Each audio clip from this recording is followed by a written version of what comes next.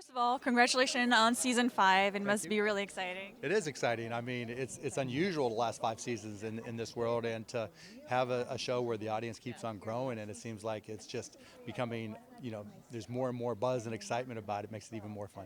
So, what can you tease about this season? Oh, there's crazy people, more crazy people, bigger deals, smarter people, more shark fights. There's a lot more. It's just real amplified, right? It's like if you took all the highlights from the past 4 seasons and then just amplified and took them to the next level. That's season 5. And do you still get surprised by the type of businesses that get pitched to you guys? Yes, every day.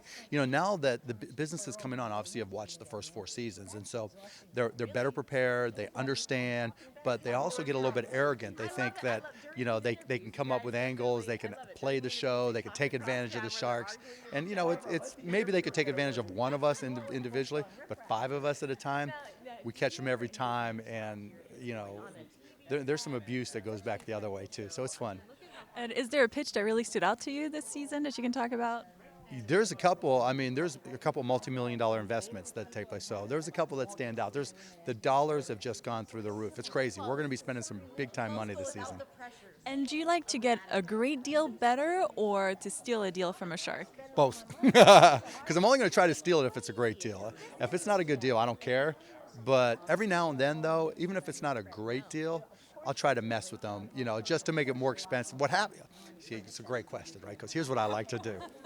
So if I'm really not interested in the deal, I don't want to screw up the deal because I want the entrepreneur to be successful. So what I end up doing a lot is taking the side of the entrepreneur. So if I see another shark getting a steal of a deal and an entrepreneur taking advantage of, I'm like, I'm out, but now I'm on your side, right? And the other sharks hate it because they know I'll give them advice and won't let them take advantage of them, and I love doing that. So anything that helps an entrepreneur and costs one of the other sharks a lot more money, I'm down for.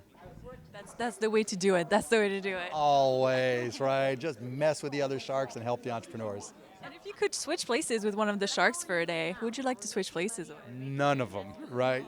None of them. Could you imagine me being Kevin? No. He said he wanted to switch places with you. Oh, he did? Well, good. I want to stay with me. I like it. Hey, look, somebody had to be the luckiest guy in the world. I'm just glad it's me. I have no intentions to switch with anybody.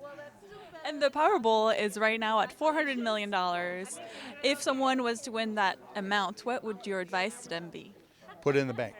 You're going to have to pay your taxes. If most people think because they have, whenever you get a large sum of money fast, then all kinds of things happen that you just never anticipate. You have a lot more best friends. You get a lot more attractive. You have a lot more people asking you out. But then you also have a lot of people giving you advice on how to spend your money, and you're not prepared on how to deal with it. And so the best bet is you put it in the bank. Why put it in the bank? Because you're not going to lose any. You're going to sleep well at night. Well, some people say you're not going to earn the inflation rate and this and that. Well, guess what? You just won $400 million after taxes. It's $200 million or whatever you decide to settle on.